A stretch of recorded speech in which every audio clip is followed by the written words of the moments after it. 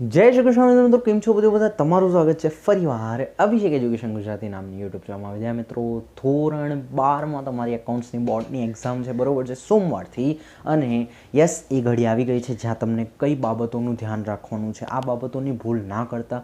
અને મારો personal board experience જે હું તમને શેર કરીશ, બરાબર છે, એ ટાઈમનો કે મેં એકાઉન્ટના જ પેપરમાં કઈ ભૂલો કરી હતી જેના કારણે કંઈક થોડી એવી મિસ્ટેક થઈ હતી મારી, રાઈટ? એ પણ હું કહીશ અને સાથે સાથે નોર્મલ મિસ્ટેક્સ જે તમે કરતા હો છો એ પણ કહીશ, બરાબર છે. તો ટાઈમ વેસ્ટ કર્યા વગર ચાલો તો સૌથી પહેલાં એક વસ્તુ યાદ રાખજો. સૌથી પહેલી મિસ્ટેક જે મારી જ હું તમને કહું એ ટાઈમે, કારણ કે શું છે, એ ટાઈમે મને એટલું બધું આઈડિયા નહોતો રહ્યો. અને પાટિયું તમને ખબર હોય તો નોન ટ્રાન્સપરન્ટ પાટિયું, ટ્રાન્સપરન્ટ પાટિયું હોવું જોઈએ, બરાબર છે, એટલે પારદર્શક પાટિયું. ઓકે, તો પાટિયું તો હું પારદર્શક લઈ ગયેલો, પણ તમારું જે પાઉચ હોય ઓકે, એ પાઉચ જે છે પારદર્શક હું નહોતો લઈ ગયેલો, એટલે એમણે મને અલાઉ નહોતો કર્યું, એટલે બધું હાથમાં લઈ જવું પડેલું. એટલે તમારે ધ્યાનમાં રાખવાનું છે કે પારદર્શક, બરાબર, પારદર્શક એટલે દેખાઈ આવે એવું, બરાબર છે. તમારે જે છે ટ્રાન્સપરન્ટ પાઉચ પણ રાખવું પડશે, ટ્રાન્સપરન્ટ પેલું રાખવું પડશે. અને બોટલ તો જો કે તમને જનરલી નહીં લઈ જવા દે, પણ ટ્રાન્સપરન્ટ હશે તો એક ટાઈમે લઈ જવા દઈ શકે છે. બીજી વસ્તુ એની એ જ વસ્તુ, બરાબર છે. આ નોર્મલ બાબતો કહું છું જે દરેક તમને કામ આવશે, દરેક પેપરમાં.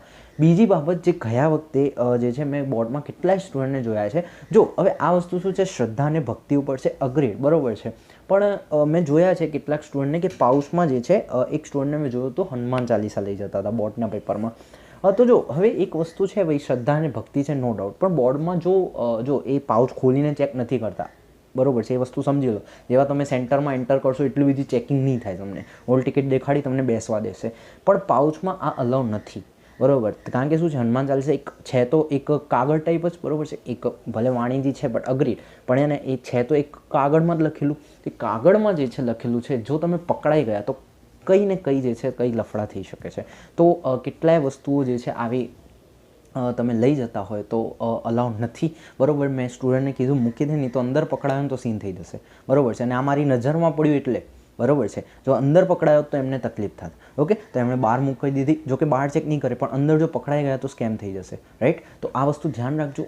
આઈ નો શ્રદ્ધા ભક્તિ અલગ વસ્તુ છે, બટ જે અલાઉ નથી, માઇન્ડમાં યાદ રાખો યાર, હનુમાન ચાલીસા, બરાબર છે, માઇન્ડમાં યાદ રાખો, બેસ્ટ રહેશે. ચલો ઓકે, તો આ સમજી ગયા તમે. હવે એકાઉન્ટના પેપરની આ બેઝિક હતું. હવે એકાઉન્ટના પેપરમાં સ્પેસિફિક, જેવું તમે પેપર શરૂઆત કરશો તમારા પહેલાં તો હાથ કાંપશે, મને ખબર છે, પહેલું પેપર છે ને એટલે હાથ કાંપશે જ, બરાબર છે. કશું જ કરવાની જરૂર નથી. 5 વાર પેપર આવે ને એની પહેલાં 5 વાર થોડા લાંબા શ્વાસ લેવાના છે. પેપર આવે સૌથી પહેલાં તમને શું જોવાનું છે, સેક્શન એફનો દાખલો જોઈ લેવાનો. તમને આવડે છે તો હંમેશા પાછળ છેલ્લે જ લખો, કારણ કે શું એમાં એન્ટ્રીના માર્ક્સ હોય. જો એ તમે સ્ટાર્ટિંગમાં લખ્યા તો પેપર પૂરું નહીં થાય. સેક્શન એફનો દાખલો છેલ્લે લખવાનો હંમેશા. સેક્શન એફના બંને દાખલા, ભાગીદારી અને કંપની, બંને તમારે છેલ્લે લખવાના છે, ઓકે.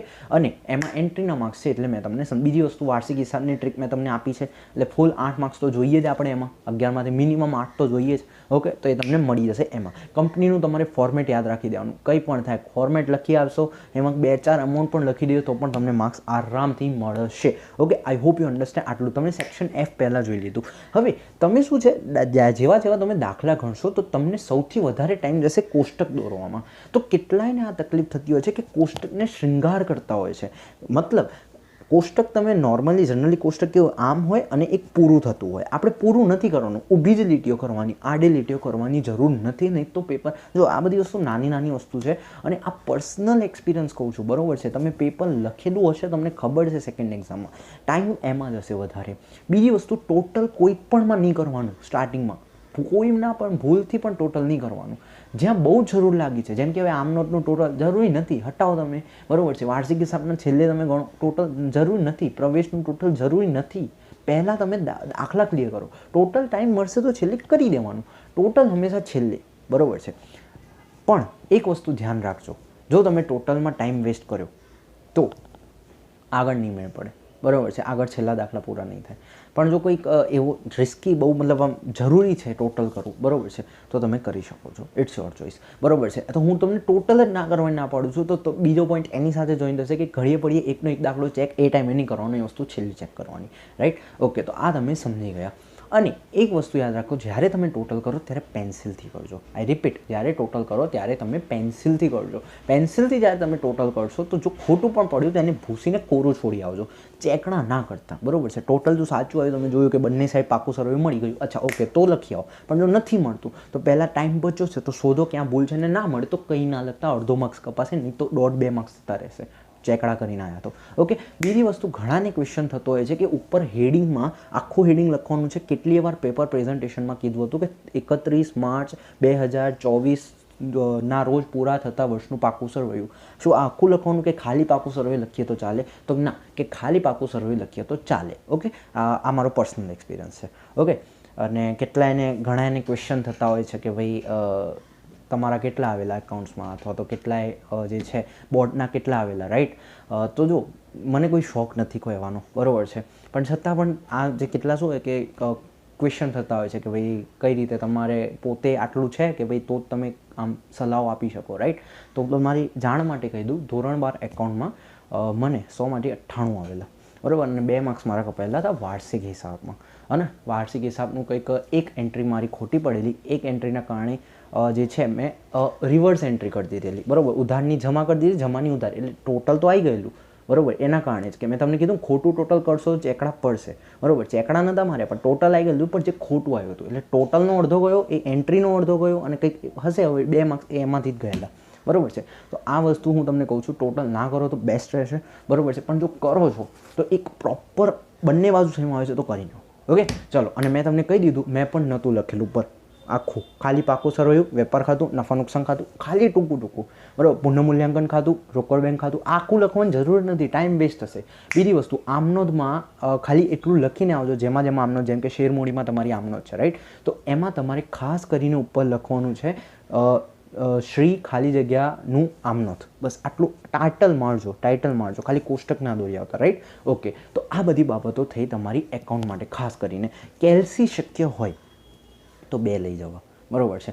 જો અત્યારે તમે હજુ ખરીદી ના કરી હોય કે એક્સ્ટ્રા કેલ્સીની, અથવા તો ભાઈબંધને જોડે એક્સ્ટ્રા હોય, બરાબર છે, આજુબાજુમાં કોઈ બિઝનેસ કરતું હોય એના જોડે એક્સ્ટ્રા હોય, ભલે ખખડેલું હોય વાંધો નહીં, પણ એ ખખડેલું બી લઈ જાઓ. એ ટાઈમે તમે ક્યાં શોધવા જશો, બરાબર છે? તો આ ભૂલ ના કરતા. ઓકે, અને બીજી વસ્તુ કે જે કોમેડી પણ છે અને બહુ લોજિકલ પણ છે, બરાબર છે. ખાસ કરીને જે છે તમે કપડાં જે છે એ થોડા નોર્મલ પહેરી જાઓ, બરાબર છે, હલકા કપડાં, રાઈટ, કે જેમાં તમે રોજ ઘરમાં બેસીને પહેરો. અત્યારે જે તમે કપડાં પહેર્યા છે ને એવા જ કપડાં બોર્ડમાં પહેરીને જાઓ. હા, બટ ચડ્ડો બડ્ડો પહેરીને ના જતા, બરાબર છે. ફૂલ કપડાં પહેરીને જજો, બરાબર છે.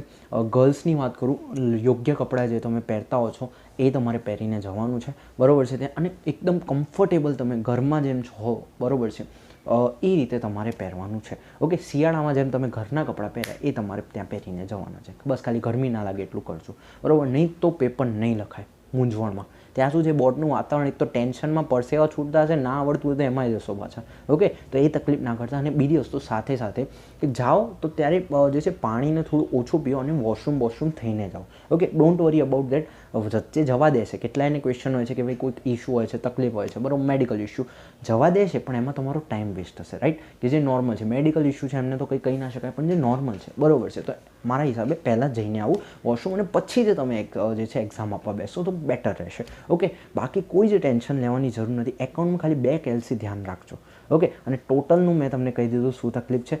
સ્કેલ બેલ એ તો તમને બધું ખબર જ છે, 2 2 1 2 પેન પેન્સિલ બધું 1 2 1 2, પણ ખાસ કરીને મેં તમને સમજાવી દીધું કે અંદર પાઉચમાં કઈ વસ્તુ ના આવી જોઈએ, ટોટલમાં હેડિંગ કઈ રીતે મારવાનું છે. બાકી સિમ્પલ સમજો, કંઈ ના આવડે તો કોરું તો નથી જ છોડવાનું. આપણે એન્ટ્રીના માર્ક્સ મળે છે, એક વસ્તુ ધ્યાન રાખજો, કેટલાયને સવાલ છે, એન્ટ્રીના માર્ક્સ મળશે. જેટલી એન્ટ્રી એટલે કંઈ ના આવડે તો ખાલી કોષ્ટક દોરીને આવો, બરાબર છે. કોષ્ટકની અંદર કંઈ નહીં, રોકડ ખાતે, ઉધાર વેચાણ ખાતે, ભલે કંઈ અલગ આપ્યું હોય, તમે લખીને આવો, બસ. કોરું નહીં છોડવાનું, બસ આટલું વસ્તુ આ માઇન્ડમાં ઘુસાડતો. અને બીજું વસ્તુ, ખોટું અથવા ખરું લખ્યું હોય, બરાબર છે, એ તો મેં તમને આપી છે, ડિસ્ક્રિપ્શન ચેક કરી લેજો, બધી જ લિંક.